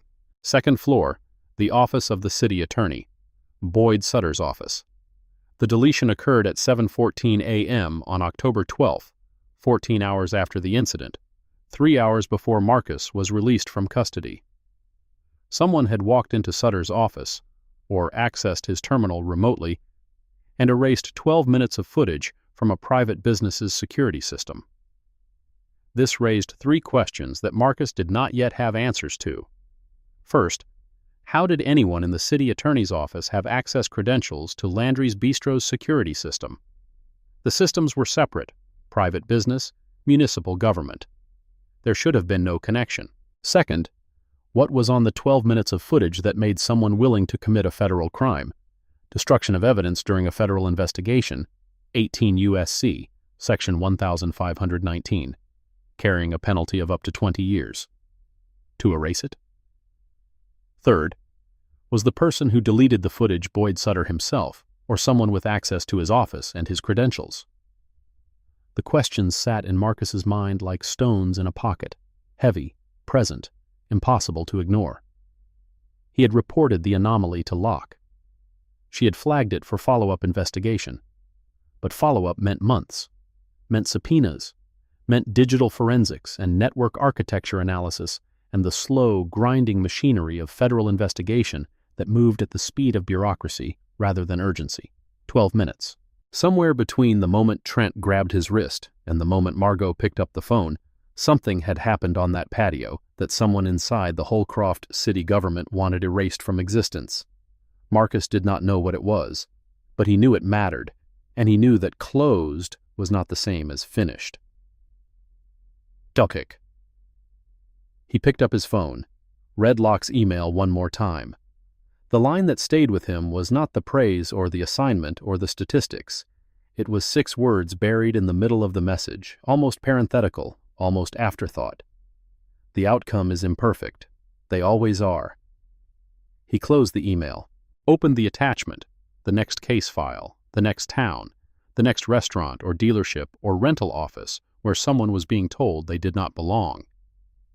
He scanned the first page. A name he did not recognize. An address in coastal South Carolina.